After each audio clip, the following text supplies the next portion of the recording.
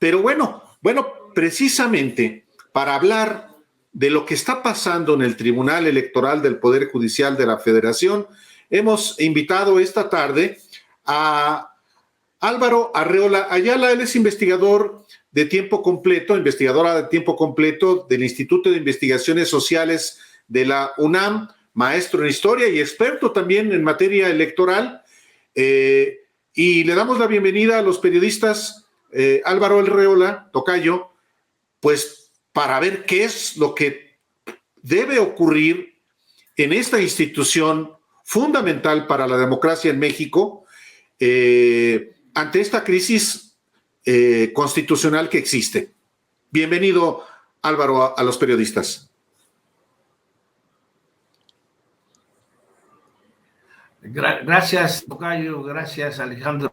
Pues a sus órdenes, creo que es uno de los síntomas negativos del todavía sistema político mexicano que no acaba de modificar sus grandes cimientos. A mí me parece que el Tribunal Electoral vive penosamente un momento de grandes dificultades y que si nosotros hiciéramos una breve revisión histórica de lo que ha sido el tribunal, pues también es cierto que pareciera ser que su destino es precisamente el de la crisis interna que no han podido resolver desde su origen. Es un organismo que desde su origen nació para beneficiar a una élite partidista, a una alianza que desde 1989 se venía y se había confabulado entre el Partido Revolución Institucional y el Partido Acción Nacional. Ahí surge el órgano jurisdiccional, Tribunal Electoral del Poder Judicial de la Federación, el Tribunal Electoral Federal. Desde entonces, el Tribunal Electoral de México se ha distinguido básicamente por dos cosas. Una, en 30 años no ha podido depurar una elección federal, es decir, no ha solucionado muchas de las dudas que hay desde el 91 en una elección federal. Y bueno, y la otra, y muy importante, ¿sí? Solo una anulación a lo largo de su historia le ha permitido más o menos solventar con su prestigio, una anulación allá por el año 2000 de Tabasco. Fuera de eso, el Tribunal Electoral siempre ha estado muy por abajo de las expectativas que tanto los partidos políticos como los ciudadanos críticos de esta institución han tenido. Entonces me parece que lo que hoy sucede no es más que el resultado de una historia de mediocridades, de una historia en donde se han preocupado más por el prestigio personal que por labrar el prestigio institucional. Y no me extraña, pues, lo que está ocurriendo es, repito, un signo de los tiempos de dos instituciones básicas y fundamentales, el Instituto Nacional Electoral y el Tribunal Electoral del Poder Judicial de la Federación, están teniendo un triste final, no un final triste como pudiese ser el caso si hubieran sido instituciones sólidas. Es un triste final de instituciones a las cuales siempre pensamos los mexicanos que iban a ser brillantes, dignas, enormes, monumentos para poder ajustarnos y cultivar la democracia, y no lo ha sido, no lo ha sido. Eso es lo que yo podría decir en un primer momento, Álvaro. Ambas instituciones efectivamente arrastran el descrédito. Se lo han ganado a pulso, nomás por decir.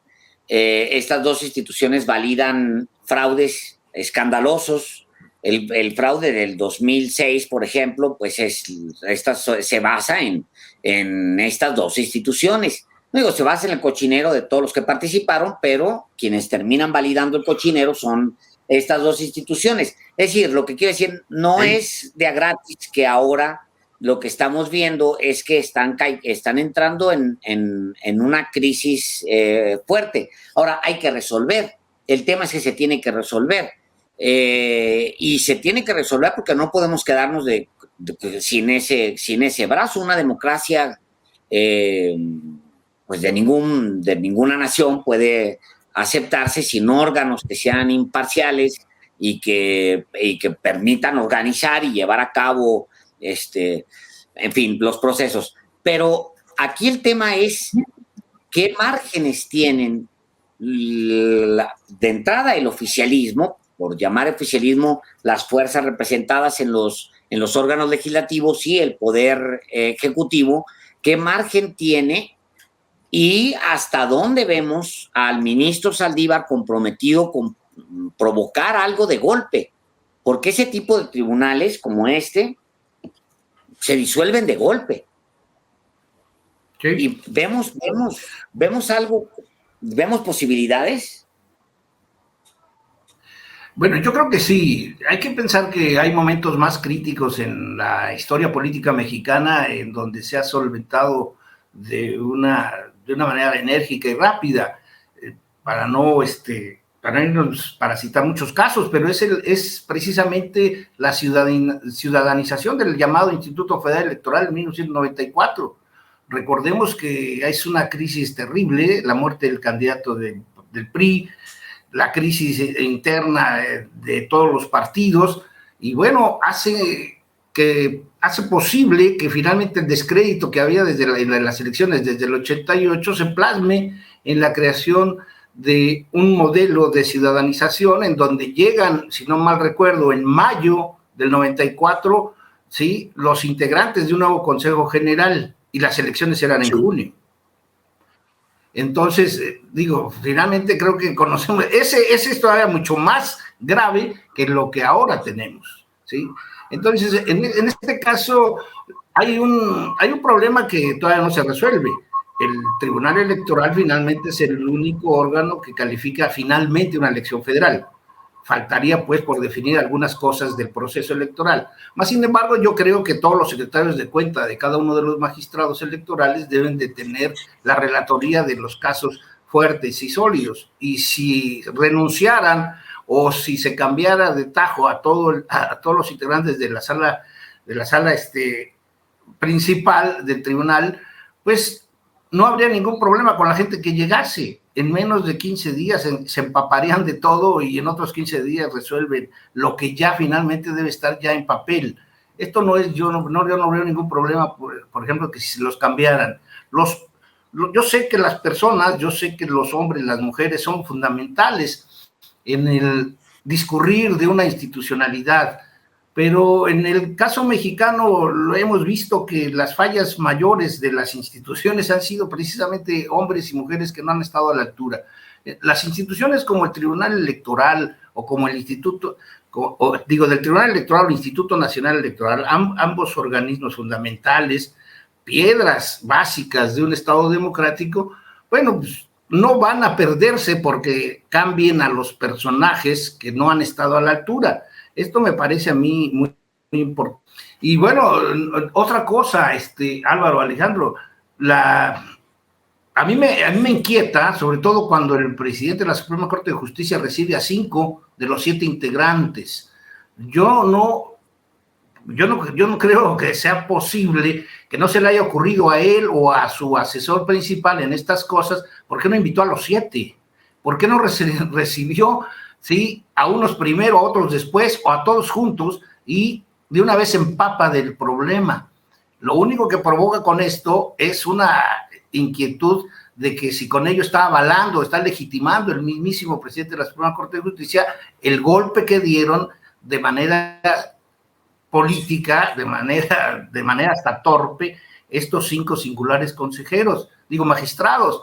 A mí me parece, pues, que Saldívar ahí falló y tendría que rectificar convocando a todos y resolver de ya este problema, porque recordemos que la disciplina del Tribunal Electoral, sí, tiene que ser revisada por una comisión del Consejo de la Judicatura, en donde Saldívar es el presidente. Entonces, yo creo que aquí sí cometió un error que debiese corregir convocando a los otros dos. Sí, de hecho, estamos platicando con Álvaro Arreola.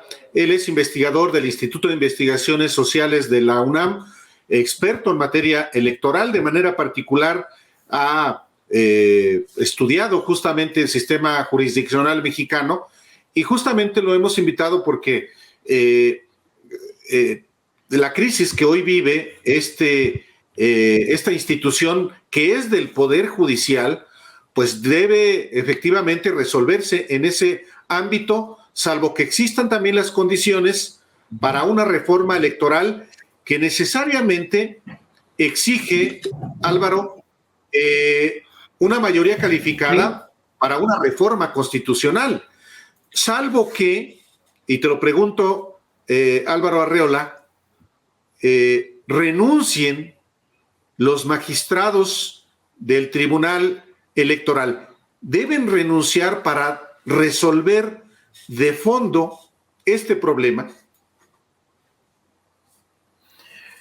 Pues, dadas las circunstancias y dada la debilidad estructural que tiene este órgano jurisdiccional, a mí me parecería que lo más conveniente en términos personales y en términos institucionales sería la renuncia de los 7 magistrados. Creo que salvaría con mucho. No sería excepcional, también hay otros institutos electorales donde han renunciado todos, ¿no? O sea, sí. Un caso paradigmático es el Estado de México. Hay varios en donde han renunciado todos y no ha pasado absolutamente nada. En el caso que tenemos ahora es totalmente viable. No creo que sea una crisis constitucional, institucional, jurídica. No, hay una crisis política, y las crisis políticas se resuelven con decisiones del poder que además también los designó. O sea, en este caso la Cámara de Senadores se está viendo muy lenta. La parsimonia con la que actúa el Senado en este tipo de casos es verdaderamente preocupante, como también, repito, lo que hizo el presidente de la Suprema Corte. Yo creo que aquí se requiere hacer una limpieza desde ya, sobre todo pues porque si van a estar esperando todos los actores políticos la propuesta de reforma electoral que va a hacer Andrés Manuel López Obrador, pues entonces nos vamos a 3 o 4 meses en donde habrá más debilidad institucional. Y este es el riesgo. Queremos que se deteriore o que se degrade más la autoridad electoral, o simple y sencillamente tratamos de recomponerla como se hizo en mayo de 1994, cuando el Instituto Federal se modificó. Híjole, bueno, pues ojalá y se resuelva pronto. Por ahora, lo que se está diciendo, se está informando es que dicen en la Suprema Corte que hoy se entregó ante la Suprema Corte justamente el escrito con la controversia dentro del Poder Judicial relativo a la situación por la que atraviesa la Sala Superior del Tribunal Electoral del Poder Judicial de la Federación. Bueno, a ver qué es lo que se va a mover ahí. Esa va a ser la vía para resolverlo. Tiene que ser resuelto por la Suprema Corte. ¿Quién es el presidente? ¿Rodríguez Mondragón o Vargas Valdés? Tocayo.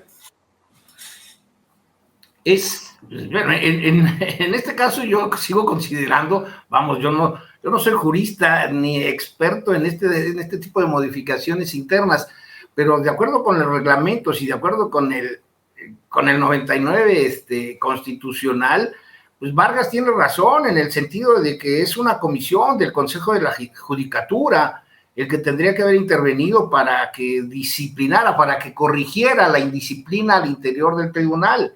En este caso, pues, él tendría que estar.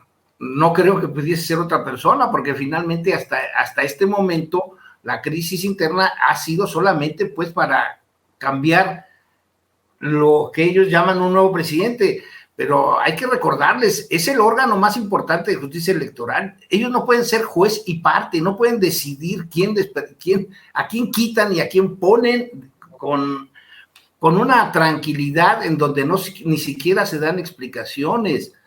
Digo, el público conocemos, ¿no?, algunas de las controversias internas, ¿no?, de que si les dijo manada, de que si estuvo de acuerdo con la candidatura de Michoacán y Guerrero, y esto pues no hace motivo para que renuncie o para que se denuncie a un presidente del tribunal. Digo, yo creo que estos son faltas mínimas que internamente se corrigen. Yo creo que más que nada al interior, y desde hace varios años se nota, se vive un ambiente de inconformidad, un ambiente inestable, ¿sí? Y no porque deban ser siempre compadres y amigos eternos los integrantes de un tribunal, sino simple y sencillamente que no creo que haya grandes amistades, ni que se frecuenten, ni que se traten de fortalecer. Yo creo que hay mezquindades enormes, ¿sí?, y pleitos internos que ya están saliendo a la luz pública cada vez más. Y bueno, pues antes de que aparezcan más chismes de lo que seguramente muchos sabremos pronto, pues lo mejor sería es que en un charola de plata, señor, los 7 magistrados, pues dignamente presenten su renuncia ante la Suprema Corte de Justicia, ante el Senado, y rápidamente se pueda modificar a sus integrantes.